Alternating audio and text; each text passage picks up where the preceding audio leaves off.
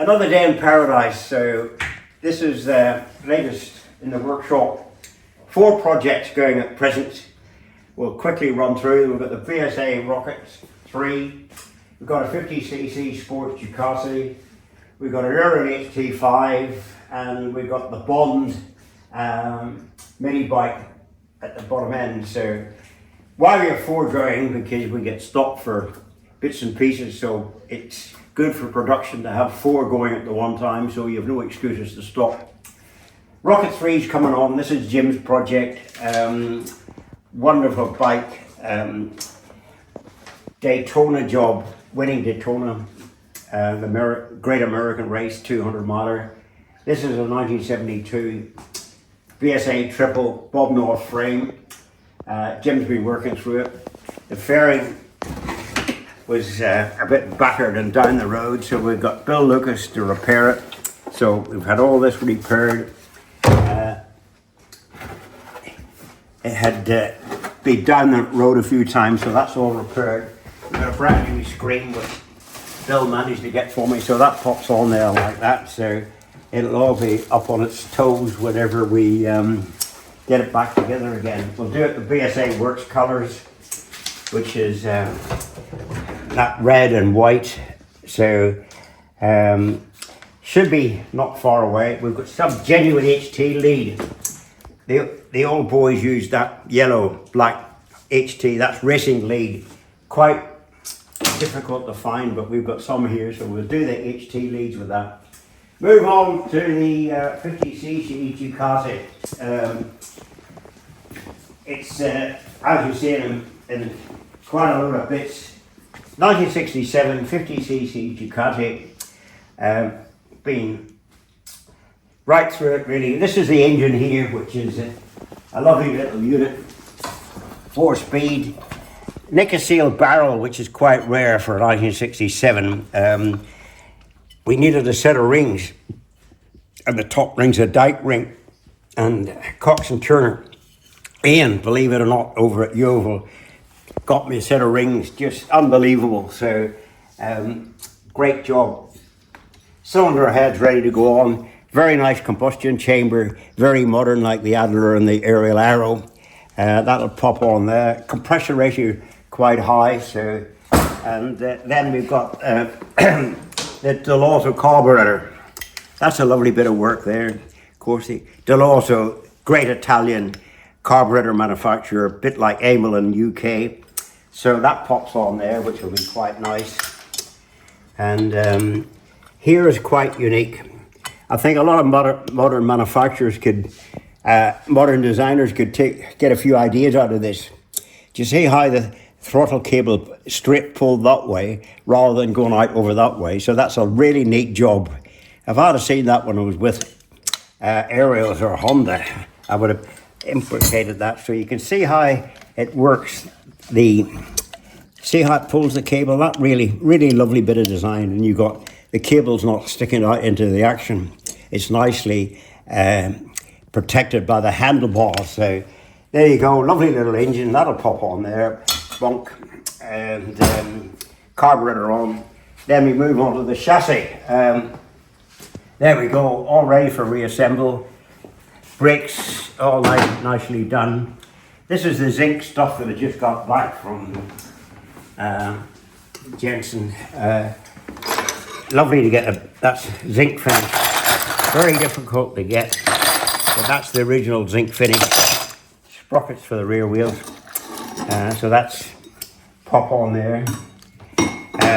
The wheels, nice wheels, all ready. There you go, that's the cush drive in there. So, so this is the nice part when you get all the bits and pieces back together. So you're putting it back, and hey gusto, it should be ready. Not too long. Little Ducati 50cc stuff come back. That's a lovely exhaust pipe there. Survived remarkably well. These are fork covers, springs, rear suspension. Paintwork's all pretty good. The silencer is quite remarkable. That's a genuine Italian silencer with a name on the side. So that's great if you can get the manufacturer's name on the side of the Mondial. Used to put Mondial name that I used to race GT third in the World Championship on. They used to put their name on all the products, brake plates, brake arms, gear levers, everything had Ducati marked on it. Front wood guard again, nice colour. They did this in Italian red and this green. We're happy that it's green because it's going in the Italian quarters in the new museum, and they're all red, so it'll be nice to have some variation on the red. Lovely little front wheel, lovely little hub, great Italian rims again, high quality chrome. These are the front forks. So Miller's got to reassemble all that lot. These here drop on here, so we'll get all that sorted out. And swinging arms nice too. These are the toolboxes, and those are the covers on the toolboxes, so that goes on there like that. So bolt on. A lot of work, a lot of quality, not just press tin jobs like lots of manufacturers. So there we go. Frames all ready. This is the nice work, putting it all back together again. So luckily everything will pop together. I hope nothing's gone by the wayside on the way through, so if it is, it's a problem, but don't think so. We'll be pretty much methodical and checking everything out, drawings, listings. So another day in paradise. So let's look at project 3. So this is where the stores and action is out here. This is close to my heart. Ariel HT5. Of course, new Miller went to Ariel's 58, redesigned the thing. It was a real camel of a bike. So after working with the development shop competition department at Ariel's, we ended up with GOE 132, which turned out to be the best, most successful bike in the world in the museum. So anyway, this gentleman, Bill Hood from Newcastle upon Tyne, rang up and said, I've got an Ariel HT5 to restore.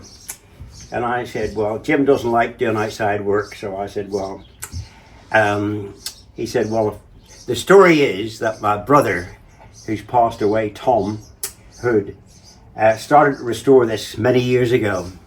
Never got really into it. And on his deathbed, he said, it would be lovely if you could get Sammy Miller to finish the restoration for me. So you couldn't turn that down, could you? So anyway, here we are. This is a load of the frame and paint work's gone off. We've stripped it out. Frame's gone off for painting. Had the tank redone. Another friend of mine, Terry Hall, he can work magic with aluminium. That was beat to death. So he's restored all that. Got the oil tank redone. That's all ready to go back together. This is the engine here, ready to come apart. That's your gearbox. And luckily, it's a genuine bike, matching engine and frame numbers, matching gearbox, matching registration documents. So that's the registration number over there. KTY 580. All 100% genuine. Fork stanchions all ready for rebushing. Brakes. So out here we've got some other stuff belonging to it. If you come this way, so what we do when you're redoing bikes, this is a box of chrome, you see, so you don't let it scatter around the workshop. That's refurbished.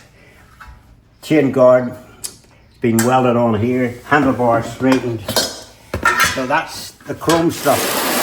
And around this side here we've got the aluminium polish stuff. Brave men turn pale.